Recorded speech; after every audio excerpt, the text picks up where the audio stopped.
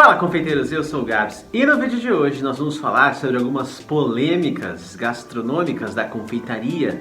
Recentemente eu abri uma caixinha de perguntas lá naquela rede social chamada Instagram, naquela parte onde a gente vê os stories, e resolvi brincar com vocês lá. A gente sempre conversa, tira dúvidas, conversa bastante pelos stories, pelo feed, pelos comentários. Eu resolvi abrir uma caixinha de perguntas pra gente falar um pouquinho sobre polêmicas gastronômicas que rolam aí confeitaria fora.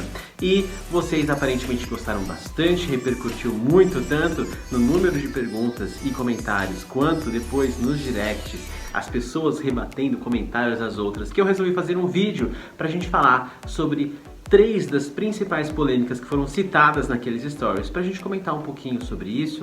E hoje a gente vai falar um pouquinho sobre essas 3 polêmicas da confeitaria aqui neste canal.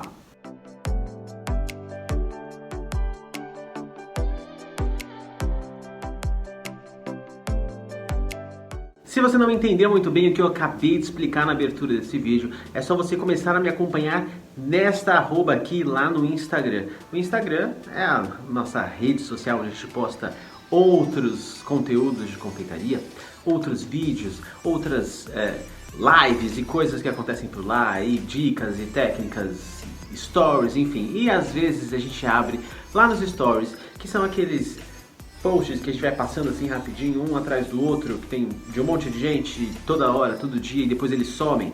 E aí a gente posta lá uma caixinha pra gente conversar, tirar dúvida, fazer pergunta.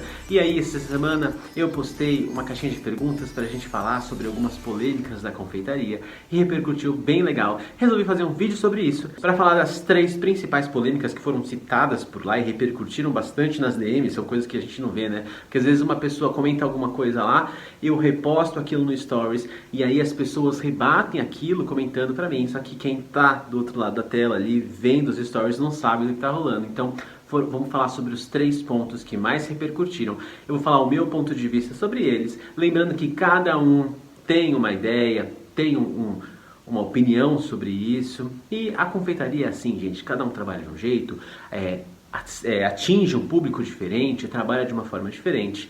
E não tem problema nenhum. Esse tipo de conteúdo é mais pra gente debater sobre uns assuntos e conversar e também se entreter. Foi muito divertido o que aconteceu por lá. Vou fazer mais vezes essa caixinha de perguntas, então se você perdeu, não viu, não estava, me segue lá, que eu sempre interajo com vocês também por lá, em todas as outras redes sociais também. Então, vamos à primeira polêmica que foi citada lá e repercutiu bastante, que foi o fato da gente usar em determinadas ocasiões ou para determinados bolos topos de bolo, decorações feitas em papel ou papelão. Muitas pessoas citaram o fato de usar topos de papelão ou papel em bolo. E aí, isso repercutiu bastante nos comentários, muita gente concordando, discordando, concordando, discordando. Então a gente vai falar um pouquinho sobre isso aqui agora. Nos últimos tempos tem se popularizado bastante o uso de topos e decorações para bolos feitas de papel ou papelão com a temática que você desejar. Então às vezes o cliente escolhe um tema específico de um desenho, de um jogo, de uma série, enfim. E aí a gente compra esse kit de decoraçõezinhas que você espeta em cima do bolo, cola na lateral do bolo, e são feitas de papel ou papelão, como se fossem aquelas decorações de mesa de festa, só que feitas para você espetar sobre o bolo.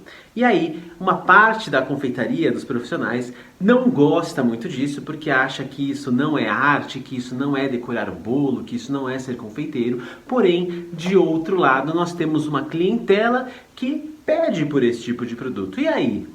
Quem tá certo, quem tá errado? Já logo de cara digo que ninguém tá certo e ninguém tá errado, não tem certo e errado nisso aí. O que acontece é o seguinte, a gente tem que parar para pensar que existem 2 pontos diferentes aí para serem analisados. Eu não gosto de topo de papel porque é um trabalho que não valoriza o meu trabalho como artista, como confeiteiro, e é muito fácil, é só comprar e espetar. Ok, mas espera aí, a gente está falando de competição, de concurso, ou a gente está falando de bolo, de catálogo para venda? Os clientes pedem por isso.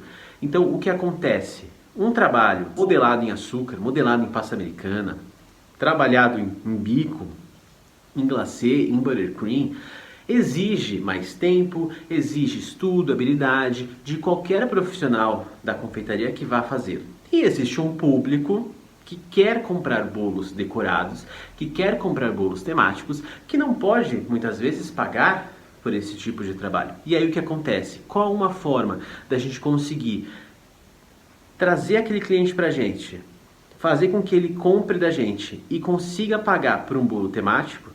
Uma das vertentes é essa, a gente poder utilizar uma decoração que não nos dá trabalho nenhum, afinal de contas a gente não tem que fazer nada além de espetar aquela decoração sobre o bolo bem decorado, bem acabado. Lógico, a gente tem a nossa parte de fazer a massa, fazer o recheio, decorar, deixar bem estruturado, bem retinho, nivelado, usar as cores ali da cobertura do bolo de acordo com o tema, mas na decoração a gente consegue baratear o valor do bolo, porque nós não temos que passar horas modelando, estudando, definindo como vai ser a decoração. É só espetar aquela decoração ali em cima e entregar para o cliente. O cliente vai estar satisfeito porque ele espera aquela decoração e ele pode pagar por aquela decoração e representa uma fatia de consumidores de um determinado público do mercado que quer comprar aquele tipo de produto. Então, ao meu ver, não faz sentido nenhum a gente apontar o dedo para os confeiteiros que pegam essa fatia de clientes do mercado e atendem essa clientela com esse tipo de decoração,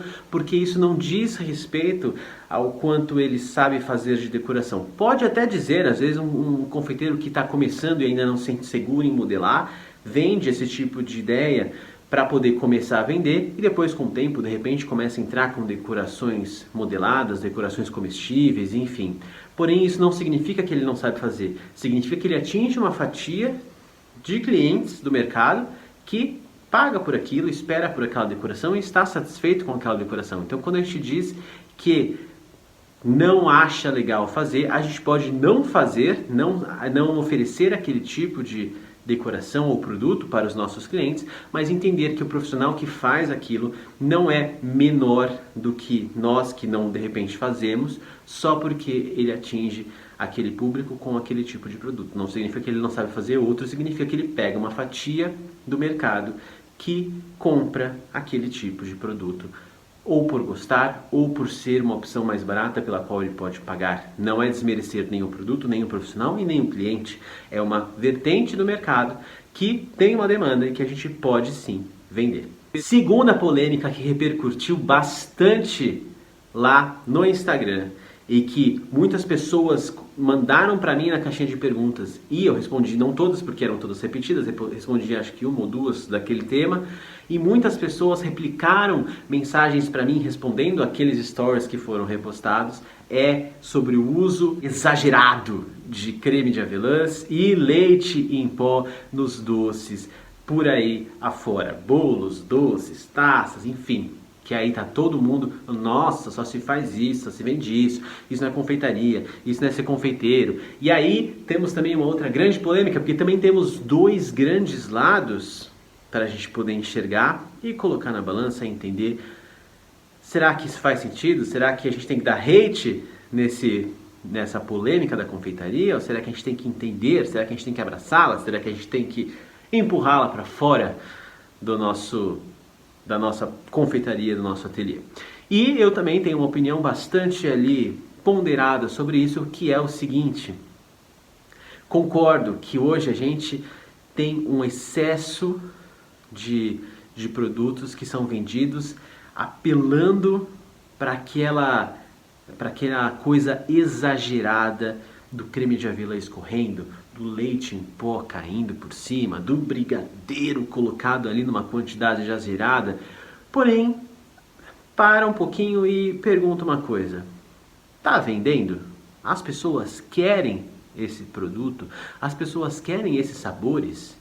Creme de avelãs, cookies, leite em pó, brigadeiro, granulado. As pessoas querem isso? Eu vou responder para você: sim, as pessoas querem.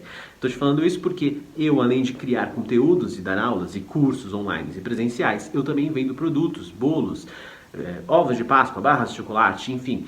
E as pessoas querem. Eu vou falar aqui para vocês, neste vídeo agora, para o Brasil inteiro ouvir, o sabor que eu mais vendo em todas as vertentes de produto que eu tenho é Nutella com cookies. Então, creme de avelã com cookies. Então, e não é porque eu só ofereço esse tipo de sabor. Eu tenho uma lista, uma gama de sabores, recheios, massas, muito rico e muito diversificado para atingir todos os tipos de gostos. Os mais doces, os mais amargos, os mais azedos, os crocantes, os cremosos, enfim. Para a gente poder combinar muita coisa e atingir o gosto de todo mundo. Tem gente que não gosta de coisa muito doce, tem gente que só gosta de coisa muito doce. E aí, mesmo assim, mesmo eu oferecendo muitas vertentes de sabor para os meus clientes, o sabor que mais vende disparado é o creme de avelãs, com cookies, chocolate ao leite. Então, as pessoas compram, as pessoas querem isso. Então, por mais que você possa não gostar, você tem que saber diferenciar o seu gosto pessoal e o lado comercial. As pessoas que estão dispostas a comprar e comer doces, bolos, elas querem comer esses sabores? Elas gostam dessa coisa exagerada? Gostam, elas querem, elas compram. Então, por que não fazer? Não significa que você precisa fazer só isso. Não significa que você precisa se acomodar e oferecer só esses sabores. Eu acho, inclusive, o contrário. Acho que você tem que criar coisas novas, mostrar para as pessoas que existem outras opções, outros sabores, outras combinações de sabores, outras ideias que existem, mas também existe aquela lá que está todo mundo acostumado a ver, que está todo mundo acostumado a fazer, que as pessoas dão hate na internet falando que a confeitaria é só isso. Essa opção existe. Então, por que você vai tirar ela se as pessoas estão comprando? A gente geralmente tira alguma coisa do cardápio quando não está fazendo sentido, não está vendendo, as pessoas não estão olhando para aquilo. Todo ano, quando eu faço um review do ano, vejo o que vendeu, o que não vendeu, como foi, como não foi, eu vejo o que não está vendendo, o que não está fazendo sentido, o que as pessoas não estão ligando, não estão nem aí. Tira do cardápio. Por quê? Porque ninguém quer. Ah, mas é um conceito super legal, um sabor que eu adoro. Tá, eu adoro, mas as pessoas não estão adorando. Então, para que eu vou vender? Mesma coisa com esses sabores que a gente tá cansado de ver. Fala, ah, já enjoei, não gosto. Ah, você enjoou, mas as pessoas enjoaram? Não enjoaram. Então, vende. Fala assim, ah, Gabriel, mas o meu público não gosta, o meu público não compra, o meu público já enjoou. Então, cara, então não faz. Mas, falando com experiência pessoal minha e das pessoas que compram comigo, vende e vende muito bem. Agora, se para você não faz sentido, não faz. Agora, não vai tirar do cardápio esse tipo de opção só porque você não gosta ou porque você quer ser cool e quer dar hate no ninho com Nutella. Então, essa é a minha opinião sobre isso. Foi um tema que deu muita repercussão lá nos stories e nos comentários, nas DMs. E fica aqui o meu parecer sobre isso. Não precisa ser tão radical e só fazer isso, e não precisa ser radical e nem fazer isso. Você tem que ter aí um meio termo e enxergar que às vezes o mercado pede uma coisa que você não necessariamente gosta muito. E a última polêmica que rolou lá e que também repercutiu bastante nos bastidores, nos comentários e nas DMs é o fato de a gente vender um produto falando que ele é mais do que ele é. O que foi citado ali nos comentários foi o uso da palavra belga, gourmet, em produtos que não são belgas, tá? A palavra gourmet já deu muita treta há muito tempo atrás, nem vou entrar nesse mérito do gourmet, mas se você fala que um produto é belga, que um produto é importado e ele não é, isso é sim um problema. Então não tem como ponderar isso, ou ele é ou ele não é. O que acontece para gerar esse tipo de confusão e algumas pessoas venderem um produto como sendo importado ou belga e ele não ser, é que existe uma marca muito famosa no Brasil que é estrangeira, que tem uma linha de chocolates belga, porém que também produz uma linha de chocolates aqui no Brasil. E é o que acontece. Para alguns confeiteiros conseguirem captar mais pessoas, encher os olhos de alguns clientes, eles usam a desculpa de que a marca não é brasileira e falam que o doce que eles fazem é com o chocolate belga brasileiro. O que eles querem dizer? Que é daquela marca que faz o chocolate belga, mas o chocolate é o brasileiro. Só que isso não faz sentido, porque para o chocolate ser belga, ele tem que ser feito na Bélgica. Se você está usando o chocolate nacional daquela marca, o chocolate é brasileiro, o chocolate é nacional. Então, aí sim a gente tem um problema. Você não pode falar que você vende um chocolate belga se ele não é. E tem uma outra questão, se a gente for olhar mais a fundo ainda, que é o seguinte: o que faz o chocolate ser bom ou não, não é o fato dele ser belga, brasileiro, francês, italiano, suíço. O fato dele ser bom tá em como ele é feito, quais são os ingredientes que tem na composição daquele chocolate.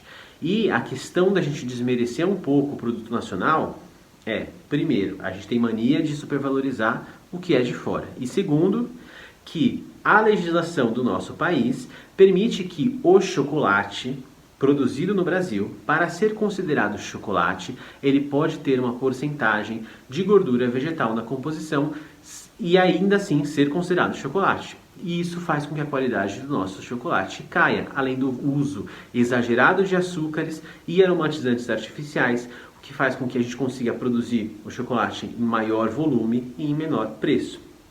Já em outros países, países europeus principalmente, a legislação para a produção de chocolate é um pouco mais rígida. Então, para um chocolate ser considerado chocolate, muitas vezes ele não pode ter adição de nenhuma outra gordura que não seja a gordura do cacau, ou seja, a manteiga de cacau. Os aromatizantes são sempre aromatizantes naturais e a quantidade de açúcar, por uma questão cultural, é sempre uma quantidade controlada e balanceada, mesmo nos chocolates ao leite. Isso faz com que a percepção no paladar para quem come esse chocolate seja muito elevada em termos de sabor, textura e aroma do que quem come um chocolate produzido no Brasil. Porém, já existem marcas de chocolate que produzem chocolates com este nível de qualidade que é produzido lá fora, aqui no Brasil. Então não é o fato do chocolate ser do país tal que faz ele ser bom, é o como ele é feito, qual ingrediente é utilizado para fazer. Então você vai lá no rótulo, vai ler a composição de ingredientes, vai começar a entender como o chocolate é feito, quais ingredientes tem na composição daquele chocolate, entender se aquele chocolate é bom ou não, qual nível de qualidade ele tem, para você poder falar para o seu cliente, falar, esse chocolate que a gente usa é um chocolate feito com 100% de manteiga de cacau, só com aromas naturais. É um chocolate ao leite super cremoso, que tem bastante leite, mas não tem tanto açúcar. E é isso que você vai conseguir vender para o seu cliente como qualidade. Não precisa falar que é belga brasileiro, porque não existe belga brasileiro. Ou é belga ou é brasileiro. Então, é esse o meu ponto de vista sobre esta polêmica. Não fale que você vende uma coisa que você não vende, porque aí fica feio mesmo, fica chato. E quem conhece o produto vai comer e vai saber que não é. E comece a estudar os produtos que a gente tem, não só os importados como os nacionais. Existem produtos maravilhosos. O belga, inclusive, é maravilhoso, sim, muito saboroso, com uma composição muito equilibrada e com várias nuances de sabores, dependendo do tipo de chocolate que você compra. Eles têm vários tipos de chocolates, porém, dependendo do chocolate que você for utilizar, você não pode falar que é de um lugar que, na verdade, ele não é. Sempre venda aquilo que você faz mesmo. Sempre valorize seu trabalho sem mentir, porque daí fica feio mesmo.